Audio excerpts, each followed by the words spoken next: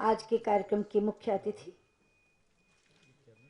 लोकसभा की आदरणीय अध्यक्ष श्रीमती मीरा कुमार जी, आज के समारोह के अध्यक्ष भारत के पूर्व उप प्रधानमंत्री आदरणीय आडवाणी जी, लोकसभा के पूर्व अध्यक्ष, आज के कार्यक्रम के विशिष्ट अतिथि आदरणीय मनोहर जोशी जी, एनडीए के संयोजक, लोकसभा में मेरे वरिष्ठ सहयोगी भाई शरद यादव जी, भारतीय जनता पार्टी के राष्ट्रीय महामंत्री और लोकसभा में मेरे सहयोगी भाई अनंत कुमार जी, राज्यसभा के हमारे वरिष्ठ सांसद और रामभाऊ मालगी प्रबोधिनी के उपाध्यक्ष आदरणीय भाई बाल आप्टे जी, भाई विनय सहस्रबुद्धे जी, भाई उपाध्याय जी, और इस सभागार में उपस्थित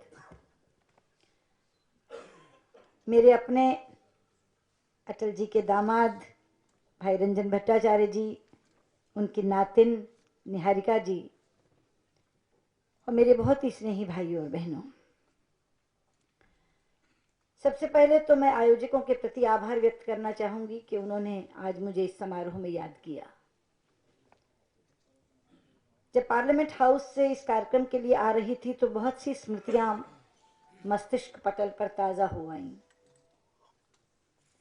आज अटल जी की भाषणों की डीवीडी का विमोचन हो रहा है, लेकिन यहाँ बैठे हुए 90% लोग ऐसे हैं जिन्होंने उन्हें लोकसभा में स्वयं बोलते हुए सुना है। श्रीमती मीरा कुमार जी ने भी एक सांसद के रूप में, एक मंत्री के रूप में उन्हें लोकसभा में बोलते हुए बहुत बार सुना होगा।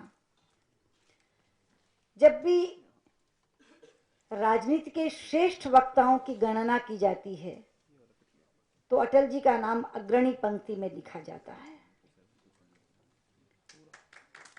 किसी भी विषय पर उन्हें बोलना होता था, उस विषय का बोध, उपयुक्त शब्द चयन, सुघड़ वाक्य विन्यास और खूबसूरत भाषण शैली, ये उनके वक्तित्व कला के 4 प्रमुख तत्व होते थे। जो बात मैं कह रही हूं कि स्मृति पटल पर ताजा हुआ आई, वो ये कि एक बार अटल जी को बोलना था। सेंट्रल हॉल में लोग बैठे हुए चाय पी रहे थे। मैंने अपनी आंखों से देखा कि चाय के प्याले वहीं रह गए, जिसके सामने खिचड़ी की प्लेट थी उसने खिचड़ी की प्लेट वहीं छोड़ी और लोग भागे, क्योंकि वहां लगे हुए टेलीविजन पर अटल जी खड़े हो गए थे बोलने के लिए। और उसके बाद देखा एक भागम भाग इनर लॉबी में हो रही थी, क्यों अटल जी बोलने के लिए खड़े हुए हैं। लोगों को लगता था कुछ छूट ना जाए, कुछ रह ना जाए, हम आदि से अंत तक अटल जी का भाषण सुने, क्योंकि पता नहीं कहां चुटकी ले लें। प्रारंभ में कुछ ऐसा कह दें जो बाद में औरों से सुनने को मिले, लेकिन उसका वो मजा, वो रस नहीं होगा जो अटल जी के अपने मुख से सुनने का होगा। इस तरह की एक होड़ लगती थी उनको सुनने के लिए और मंत्रमुग्ध कर देते थे। वो पूरी लोकसभा में सन्नाटा होता था, एक व्यक्ति भी बोलता नहीं था। कटाक्ष भी करना तो इतनी आत्मीयता से, दूसरे को लगे ही नहीं कि कब चुभाकर भाग गए। एक अलग रस, एक अलग तरीका,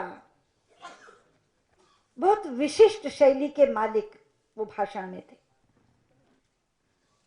आज जब डीवीडी का हम यहाँ विमोचन कर रहे हैं तो कई बार लगता है कि एक अच्छी चीजें ऐसी आ गई हैं जहां एक लाइव परफॉर्मेंस लोगों को नजर आ जाता है। पहले केवल ऑडियो कैसेट्स आते थे, उससे पहले तो लोग उनके भाषण केवल अखबारों में पढ़ते थे। जिस समय केवल एक टेलीविजन होता था, दूरदर्शन, वहां से भी सीधा प्रसारण नहीं था, लेकिन लोग अखबारों में पढ़ के उनके भाषणों में भीड़ लगाते थे कि आज अटल जी यहाँ बोलने के लिए आए हैं। उनकी सभाओं में लोग इकट्ठे होते थे कि जो अटल जी सिंह गर्जना करते हैं संसद के अंदर, आज हमें सुनने का मौका मिलेगा। बाद में जब दूरदर्शन से सीधा प्रसारण होने लगा तो चौपालों में लोग बैठ जाते थे, घरों में लोग बैठ जाते थे कि आज हम अटल जी को सुनेंगे। लेकिन आज जो एक माध्यम हमने निकाला है डीवीडी का, क्योंकि इसमें से बहुत से भाषण ऐसे होंगे जो आज की नई पीढ़ी ने नहीं सुने। जैसे उनका 1996 का ही लोकसभा का विश्वास प्रस्ताव का भाषण है, वो अविश्वास प्रस्ताव का नहीं, विश्वास प्रस्ताव जब रखा था उन्होंने, तो अंत में जो जवाब दिया था वो एक लाइन लोग आज भी कहते हैं उसमें कि माल मंडी में बहुत था लेकिन खरीदार नहीं था। और उन्होंने कहा कि नहीं, मैं अभी जाता हूं, अभी राष्ट्रपति को अपना इस्तीफा सौंप कर आता हूं। मैं नहीं चाहता कि इसके ऊपर वोट हो, क्योंकि लोकतंत्र वोट से चलता है और आज मेरे पास संख्या नहीं है। इतनी बेबाकी से उन्होंने वो बात कही थी, वो बात आज तक लोगों को याद आती है। इसी तरह से उसके बाद के विश्वास प्रस्ताव आए, देवेगौड़ा के विश्वास प्रस्ताव पर वो बोले थे, इंद्र कुमार गुजराल के विश्वास प्रस्ताव पर वो बोले थे। वो चुनिंदा 4 विश्वास प्रस्तावों के भाषण की ये डीवीडी है। 3 अन्य भाषण भी विनय जी कह रहे थे इसमें है, 7 भाषण है ये। लेकिन 7 भाषण क्या, 70 भाषण भी अटल जी के सुन लो तो पेट नहीं भरता मित्रों। लगता है अभी भी कुछ अधूरा रह गया है, कुछ और सुनने को मिले।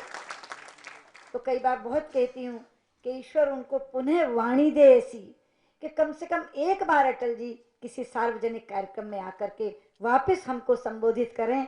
आज प्रभु से ये प्रार्थना करती हूँ कि ईश्वर उन्हें इतना अच्छा स्वास्थ्य दे कि कम से कम एक बार जरूर अटल जी को सामने सुनने का हमें मौका प्रदान करे। और यही शुभकामना देते हुए अपनी बात समाप्त करती हूँ। बहुत बहुत धन्यवाद।